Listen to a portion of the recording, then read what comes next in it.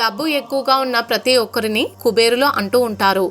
ఇక మనకు కుబేరుడు అనగానే వెంకటేశ్వర స్వామికి ఆయన వివాహ సమయంలో అప్పిచ్చిన వాడిగానే తెలుసు. కలియుగ దైవానికే అప్పిచ్చాడంటే ధనానికి తక్కువవాడు కాదని. ప్రతి ఇంట్లో కుబేర స్థానం ఏది అనేది చూసుకొని బీరువాలు, నగలు, డబ్బు దాచే లాకర్లు లాంటివి ఉంచుతారు. కుబేరుడి కరుణ ఉంటే ఆ ఇంట్లో ఎలాంటి లోటు ఉండదని నమ్ముతారు. అసలు ఇంతకీ ఎవరు ఈ కుబేరుడు? పూర్వజన్మలో దొంగగా బ్రతికిన కుబేరుడికి అంత సంపదలు ఎలా వచ్చాయి? ఎందుకని కుబేరుడు పార్వతీదేవిని అదో రకంగా చూశాడు? అష్టైశ్వర్యాలకు అధిపతైన కుబేరుడి ధనాహంకారానికి బాలగణేశుడు ఏ విధంగా చుక్కలు చూపించాడు? ఎలా పూజిస్తే కుబేరుడు మీ సంపదను వృద్ధి చేస్తాడో తెలుసుకోవాలంటే ఖచ్చితంగా ఈ వీడియో చివరి వరకు పూర్తిగా చూడండి. అలాగే ఈ ఛానల్ని కొత్తగా చూస్తున్నట్లయితే వెంటనే ఈ వీడియోని లైక్ చేసి ఛానల్ని సబ్స్క్రైబ్ చేసుకోండి.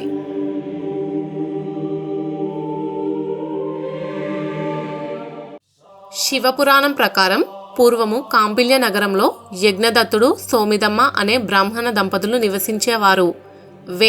వేదాంగాలు, శాస్త్ర పురాణాలు అన్నిటిలో ప్రావీణ్యత ఉన్న యజ్ఞదత్తుడు రాజాదరణ పొంది రాజగురువుగా నియమింపబడ్డాడు. వీరికి ఉన్న ఏకైక సంతానం గుణనిధి. గుణనిధి చెడు సావాసాల వలన జూదమునకు బానిసయ్యి ఆ జూద క్రీడ కోసం దొంగతనాలు కూడా మొదలుపెట్టాడు. గుణనిధి తల్లైన సోమిదమ్మకి ఇవన్నీ తెలిసినా గారాబంతో మందలించకపోగా తన భర్తకు ఈ విషయాలు తెలిస్తే ఎక్కడ కోప్పడతాడో అన్న భయంతో మౌనంగా ఉండేది. అయితే ఒకరోజు యజ్ఞదత్తుడికి తన కొడుకు జూదం ఆడుతున్నట్టు, వాటి కోసం దొంగతనాలు కూడా చేస్తున్నట్టు తెలిసిపోయింది. కోపంతో ఇంటికి వెళ్లిన యజ్ఞదత్తుడు కొడుకు చెడు సావాసాల విషయం తన వద్ద దాచినందుకు భార్యను మందలించాడు.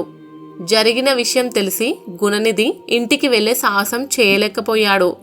తన మిత్రులెవరూ కూడా తనకి తలదాచుకోవడానికి సహకరించలేదు. ఏం చేయాలో తెలియక అక్కడే ఉన్న గౌతమి నది దాటి పక్క ఊరు చేరుకున్నాడు. అయితే ఆ రోజు మహాశివరాత్రి కావడంతో శివాలయంలో భక్తులు నైవేద్యాలు సమర్పించి జాగారాలు చేసి మెల్లిగా నిద్రలోకి జారుకున్నారు. ఆకలితో ఉన్న గుణనిధి జనాలంతా పడుకున్నారని గమనించి శివునికి అర్పించిన ప్రసాదాలను తీసుకుని తిందామని గర్భగుడిలోకి వెళ్ళాడు. కానీ గర్భగుడి చాలా చీకటిగా ఉంది. చీకటిలో ఏమీ కనిపించకపోవడంతో తన పై వస్త్రాన్ని చించి వత్తిగా చేసి అక్కడ ఉన్న నూనెతో దీపాన్ని వెలిగించాడు.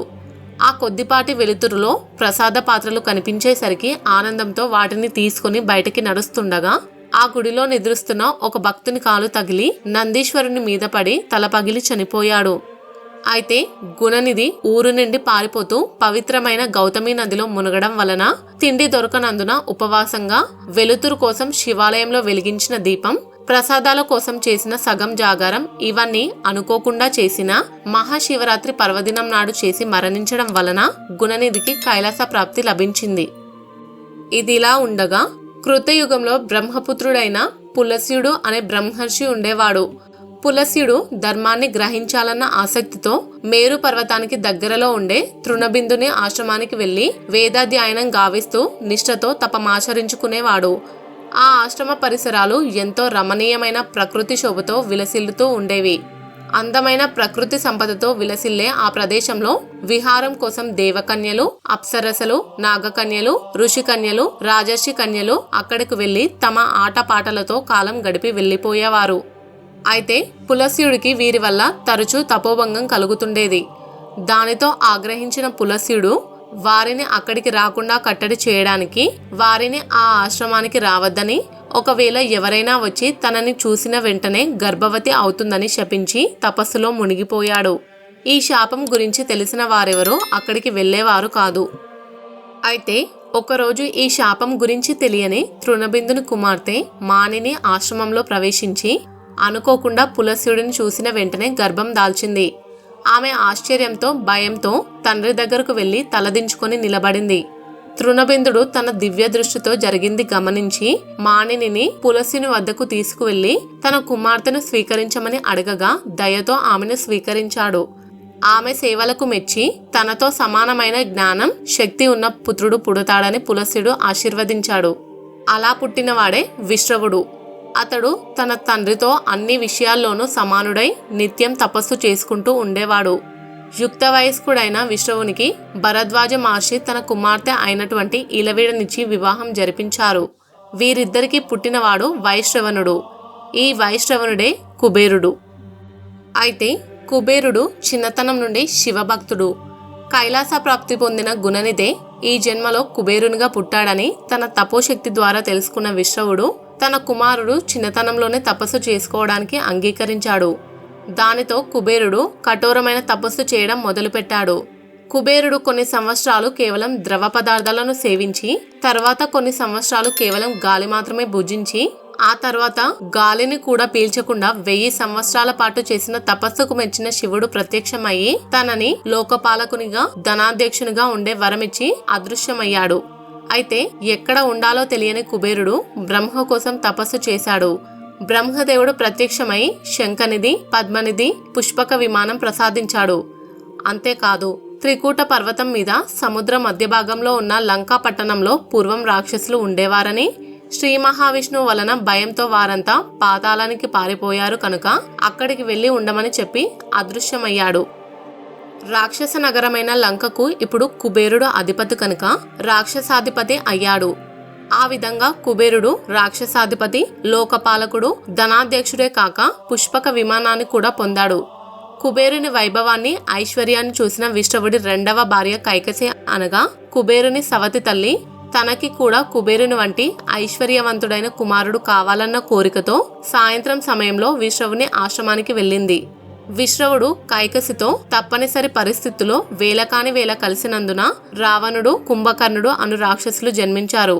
ఈ విషయం తెలుసుకున్న కైకసి తనకొక సత్పుత్రుడు కావాలని అడగడంతో విశ్రవుని అనుగ్రహం వలన విష్ణుభక్తి కలిగిన విభీషణుడు పుడతాడు. అలా కుబేరుడు రావణాసుడి సోదరుడన్నమాట. రావణాసుడు రాక్షసుడు కావడంతో తన తాతగారైన సుమాలి వద్ద పాతాళంలో ఉండేవాడు. కుబేరుడు మాత్రం భోగభాగ్యాలతో లంకలో రాజ్యపాలన చేయడం చూసి రావణాసుడు తట్టుకోలేకపోయాడు. అప్పుడే రావణాసుడి తాత సుమాలి రావణుడికి అసలు నిజం చెప్పాడు. కుబేరుడు వచ్చి ఉండడానికి ముందు లంక రాక్షసులది అన్నాడు. వెంటనే రావణాసుడు లంక మీదికి దండెత్తాడు. అయితే కుబేరునికి శారీరక బలం తక్కువ, యుద్ధం చేసి జనాలను చంపే క్రూరత్వం లేదు. పైగా రావణాసుడు హఠాత్తుగా రావడంతో ఏమీ చేయలేకపోయాడు. రావణాసుడు పుష్పక విమానంతో సహా లంకను స్వాధీనం చేసుకుని కుబేరుణ్ణి తరిమేశాడు. దానితో భయపడిపోయిన కుబేరుడు తండ్రి దగ్గరకు వెళితే కైలాస మార్గం చూపాడు. వెంటనే కుబేరుడు కాశీ చేరుకొని శివుడు కోసం ఘోర తపస్సు మొదలుపెట్టాడు. గాలిని సైతం బంధించి వంటి కాలు మీద నిలిచి పరమశివుడిని మనసులో నిలుపుకొని తపస్సు చేయసాగాడు. కుబేరుని శరీరం నుండి వచ్చిన తపోగ్ని జ్వాలలు ముల్లోకాలు వ్యాపించాయి. అతనికి తపోభంగం కలిగించడానికి చేసిన ప్రయత్నాలన్నీ వృధా అయ్యాయి. కాలం గడిచినా కొద్దీ కుబేరుని శరీరం ఎముకల గూడులా మారిపోయింది. అయినా తపస్సు చేస్తూనే ఉన్నాడు. కుబేరుని తపస్సుకు మెచ్చిన ఈశ్వరుడు ప్రత్యక్షమయ్యి లంకా నగరాన్ని మించిన దివ్య భవనాలతో, అపురూపమైన చైత్రరథం అనే ఉద్యానవనముతో, మణిమాణిక్యాలతో, నవనిధులతో, సర్వ సంపదలతో అల్కాపురం అనే పట్టణాన్ని నిర్మించి నీకు ఇస్తున్నాను. ఇప్పటి నుండి నీవు అక్కడే ఉంటూ యక్షులకి, మైలకి, గంధర్వులకి, గుహ్యకులకి రాజువై ఉండమని అనుగ్రహించాడు.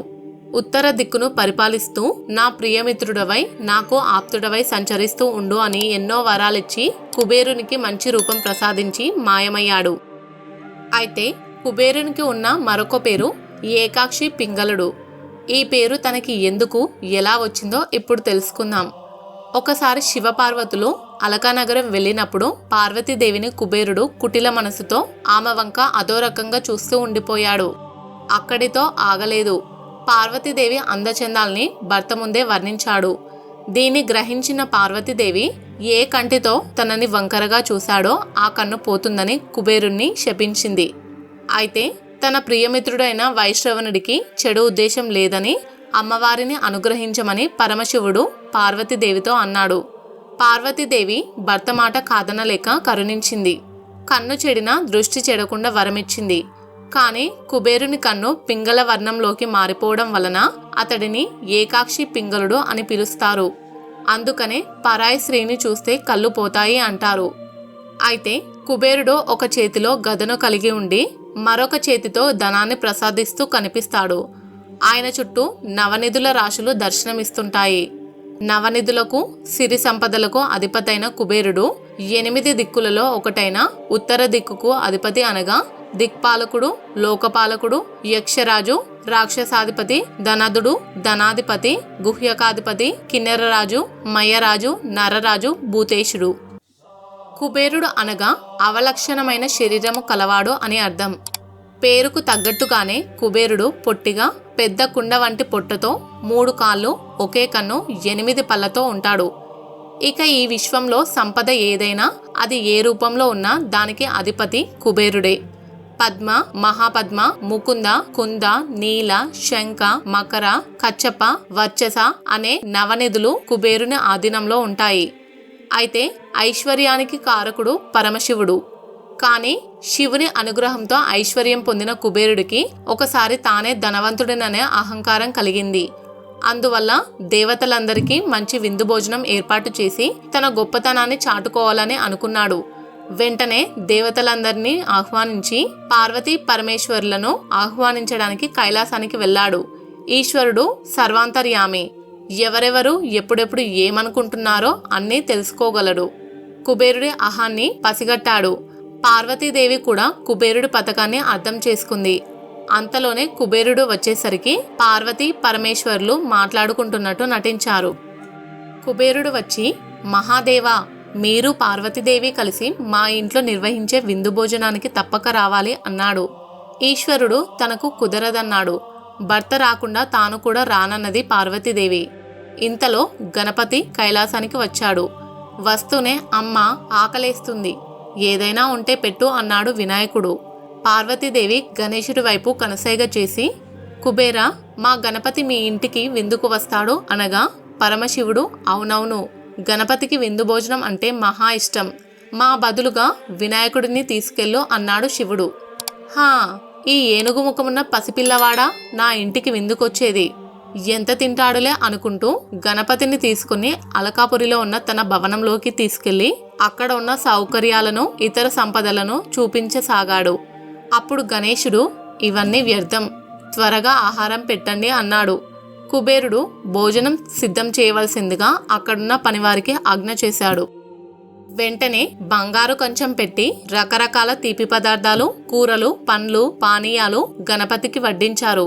కానీ కుబేరుడు చూస్తుండగానే ఒక్క పెట్టున వినాయకుడు కంచంలో ఉన్న ఆహారాన్ని, అక్కడ పాత్రలో పెట్టిన ఆహారాన్ని తినేసి ఇంకా తీసుకురండి అంటూ ఆజ్ఞ చేశాడు. సేవకులు వంటశాలలో ఉన్న ఆహారం మొత్తం తీసుకువచ్చి అతనికి వడ్డించారు. అయినా గణపతి ఆకలి కొంచెమైనా తగ్గలేదు, కడుపు నిండలేదు. ఇంకా కావాలి అంటూ వినాయకుడు అడగడం మొదలుపెట్టాడు. వంటవారికి ఆహారం వండడం, గణేశుడికి వడ్డించడమే పనైపోయింది. కాసేపటికి కుబేరుడి వంటశాల మొత్తం ఖాళీ అయిపోయింది. కుబేరుడి సంపద మొత్తం తరిగిపోయింది. కానీ గణపతి కడుపు నిండడం లేదు. కుబేరుడికి ఏం చేయాలో అర్థం కాలేదు. ఇంతలో వినాయకుడు ఆగ్రహంతో ఊగిపోతూ కుబేరుణ్ణి పిలిచి, నీ ఇంటికి విందుకు రమ్మని నాకు ఆహారం పెట్టకుండా అవమానిస్తున్నావు అంటూ పలికాడు. కుబేరుడికి విషయం అర్థమైంది. తనకున్న సంపద ఆ పరమాత్ముడిని ఏమాత్రం సంతృప్తి పరచలేదని, అన్నీ ఇచ్చిన భగవంతుడి దగ్గరే దర్పాన్ని చూపాలనుకోవడం మూర్ఖత్వమని, తన అహంకారం అణచడానికే దైవం ఈ విధంగా చేశాడని గ్రహించి పరుగు పరుగున కైలాసానికి వెళ్ళాడు. పరమశివ, నీవే దిక్కు, ధనానికి నన్ను నీవే అధిపతిని చేశావని మరిచి అహంకారంతో ప్రవర్తించాను. అందుకు ప్రతిగా వినాయకుడు నా సంపద మొత్తాన్ని ఖాళీ చేసి అన్నీ ఇచ్చిన భగవంతుడే అహంకరించిన వారి సర్వ సంపదలు తీసివేస్తాడని నిరూపించాడు. మీ బిడ్డడైన గణపతి ఆకలి తీర్చలేకపోతున్నాను, ఏదైనా మార్గం చూపించండి అన్నాడు. అప్పుడు ఈశ్వరుడు, కుబేరా, నీవు ఇంతసేపు అహంకారంతో గణపతికి భోజనం పెట్టావు, అందుకే అతను సంతృప్తి చెందలేదు. వినాయకుడికి కావాల్సింది భక్తి మాత్రమే. నీకు ఎంత ఉన్నదన్నది అతనికి అనవసరం. నీవు ఎంత భక్తితో సమర్పించావన్నది మాత్రమే గణపతి చూస్తాడు. ఇదిగో ఈ గుప్పెడు బియ్యం తీసుకొని అహంకారం విడిచి చేసిన తప్పును ఒప్పుకొని పరమ భక్తితో గణేశుడికి సమర్పించు అన్నాడు. కుబేరుడు ఆ గుప్పెడు బియ్యాన్ని ఉడికించి గణపతికి భక్తితో సమర్పించాడు. ఆ గుప్పెడు బియ్యం తినగానే వినాయకుడి కడుపు నిండి త్రేన్పులు వచ్చాయి. గణపతి సంతృప్తి చెందాడు. అలా ఆ కుబేరుడి అహంకారం తగ్గింది. అయితే సాక్షాత్తు కలియుగ దైవమైన శ్రీ వెంకటేశ్వర స్వామి కూడా తన కళ్యాణం కోసం ధనాన్ని ఈయన నుంచే అప్పుగా తీసుకున్నాడు. అలాంటి కుబేరుడి అనుగ్రహం లభిస్తే అంతకన్నా అదృష్టం ఏముంటుంది? ఐశ్వర్యానికి అధిపతైన కుబేరుడిని భక్తితో పూజించే వారికి సకల సంపదలతో పాటు ఆయురారోగ్యాలు కలుగుతాయి. అలాంటి కుబేరుణ్ణి ఎలా పూజించాలంటే ఉదయాన్నే తలంటి స్నానం చేసి రాహుకాలం యమగండాలు లేని సమయంలో పూజను ప్రారంభించండి. కుబేరుని యంత్రం, ధన్వంతరి, భగవానుల చిత్రపటాలను పూజలో ఉంచాలి. పూజ గదిలో తూర్పు వైపునకు కూర్చొని చెక్కతో చేసిన పీటపై పసుపు గాని ఎర్రటి వస్త్రాన్ని పరిచి కలశాన్ని ఉంచండి. ధాన్యం, బెల్లం అర్పించండి. ముందుగా కుబేరుడికి ఎదురుగా ఆవు నెయ్యితో దీపాలు వెలిగించాలి. వినాయకుడికి తొలి పూజ చేసి పంచామృతాలతో అభిషేకించాలి. ఆ తర్వాత 5 సార్లు ఓం గం గణపతే నమః మంత్రాన్ని జపించాలి. ఓం శ్రీ కుబేరాయ నమః, ఓం శ్రీ మహాలక్ష్మే నమః అనే మంత్రాలను ఒక్కొక్కటి తులసిమాలతో 108 సార్లు జపించాలి. అయితే సంపదను సృష్టించేది లక్ష్మీదేవి అయినప్పటికీ ఆ సంపదను పంపిణీ చేసే బాధ్యత మాత్రం కుబేర స్వామిదే. హిందూ గ్రంథాల ప్రకారం కుబేర మంత్రాన్ని ప్రతిరోజు 108 సార్లు చొప్పున 3 నెలల కాలం పాటు జపిస్తూ ఉండడం వల్ల కుబేరుని సంతృప్తి పరిచి అతని యొక్క ఆశీర్వాదాలు పొందేటందుకు ఇదే ఉత్తమమైన మార్గం. మీరు ఈ విధంగా కుబేర మంత్రాన్ని పఠించడం వల్ల ధనవృద్ధిని కలుగజేస్తూ మీ జీవితంలో నుండి అరిష్టాలను దూరం చేస్తుంది మరియు మిమ్మల్ని ఆరోగ్యంగా ఉంచుతూ ఐశ్వర్యాలను, సంపదలను కలుగజేస్తుంది. ఇక్కడ వీడియోలో కనిపించే 4 కుబేర మంత్రాలను జపించడం వల్ల మీరు ఆ కుబేరుని యొక్క ఆశీస్సులను పొందడానికి మరియు మీ సంపదలను వృద్ధి చేసుకోవడానికి ఉపయోగపడుతుంది. మిత్రులారా, కుబేరుడి గురించి మీరేమంటారో ఖచ్చితంగా కామెంట్ చేసి చెప్పండి. అంతేకాదు, ఈ వీడియో చేయడానికి మాకు చాలా సమయం పట్టింది. కానీ ఈ వీడియోని లైక్ చేసి ఛానల్ని సబ్స్క్రైబ్ చేయడానికి మీకు 2 సెకండ్లు కూడా పట్టదు. అందుకే ఈ వీడియో నచ్చితే తప్పకుండా లైక్ చేసి ఛానల్ని సబ్స్క్రైబ్ చేసుకోండి. ఈ వీడియో పూర్తిగా చూసినందుకు ధన్యవాదాలు.